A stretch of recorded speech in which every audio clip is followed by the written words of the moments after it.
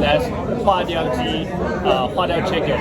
Definitely very unprofessional. Here's that afternoon tea I previewed at the end of the last video, mainly Western pastries with Oriental inspirations. Take for instance this matcha and jasmine cake shaped like a jade ornament, or this persimmon cake which looks pretty realistic from afar. This is a persimmon cake.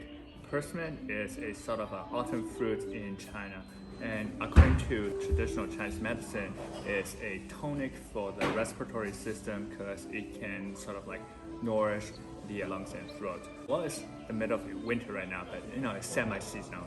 And this melu crepe also has clear Asian characteristics, namely the sweet osmanthus and little sticky rice balls on top. But to be honest, the pastries look better than they taste. The defining elements are barely noticeable.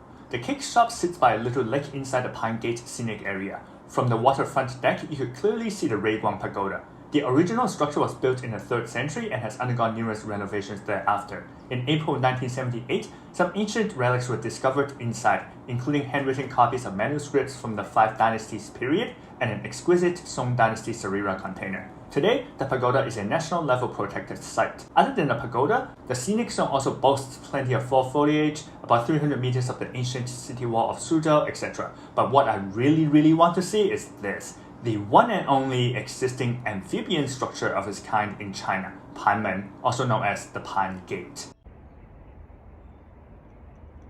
This is Panmen, one of the 8 ancient gates of the Suzhou city wall, and it is distinguished as the only extant city gate with both a land gate and a water gate. The land entry features a barbican layout with 2 gateways. This setup is known as wengcheng or jar walls. The jar refers to the enclosure between the inner and outer gates where enemies may be lured, trapped, and attacked.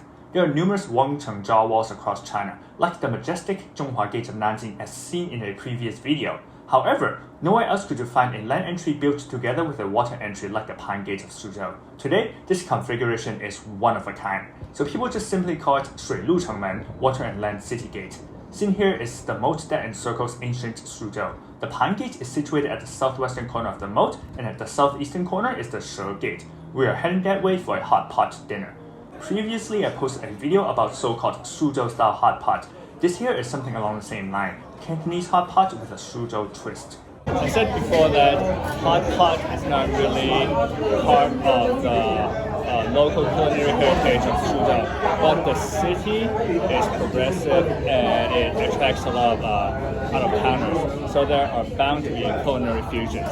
And this dabianlu is Cantonese hot pot, but there are modifications. But first, a bit about dabianlu. It's a type of Cantonese hot pot. The restaurant bills itself as dabianlu. There are these doumiao pea shoots and hand-cut pieces of beef and sizable razor clams, as well as conch slices. Such ingredients are common in dabianlu hot pot, but Suzhou influences are obvious in other areas. And these are the standouts for me.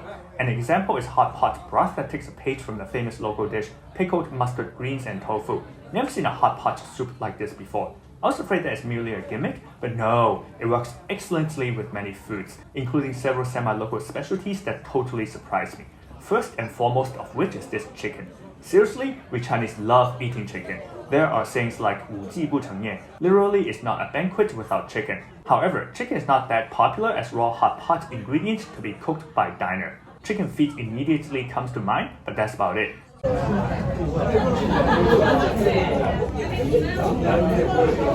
That's huadiao chicken, chicken made with the huadiao wine, a kind of yellow wine.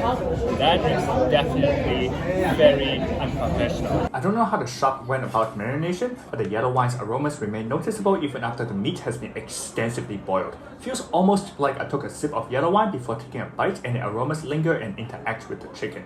Huangjiu or yellow wine is brewed in many parts of China, but particularly here in the Jiangnan region, and particularly in Shaoxing. Although Suzhou and Shaoxing are not even located in the same province, they're both constituents of the Wu-Yue culture region, and their folks share numerous similarities, such as affinity for Huangjiu. Speaking of Shaoxing, the city is not only acclaimed for fragrant Huangjiu, but also stinky tofu. The deep-fried version is a popular street food.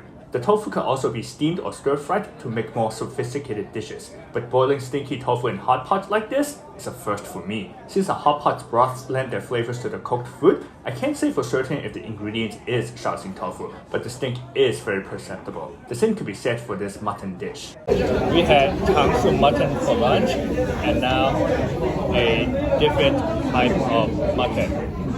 当归羊肉, Chinese Angelica mutton. You can see the dangui right here. The cooked meat doesn't just carry an herbal note. The medicinal bitter sweetness is emphatic even after prolonged cooking in the stronger flavored spicy red broth. This red soup isn't on par with the other soup. You guys will see a better red broth in the next video.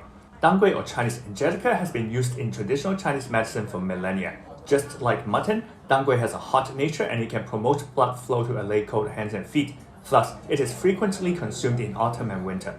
Actually, dangui mutton soup is a common method to make use of dangui, and it isn't unique to Suzhou or the Jiangnan area, but the seasonality of this dangui mutton is fitting. I enjoy these imaginative foods. I equally enjoy the incredible view. That is the Sheman or She Gate I spoke of earlier, another component of the Suzhou city wall. We'll soon see it again in a future video. 再见!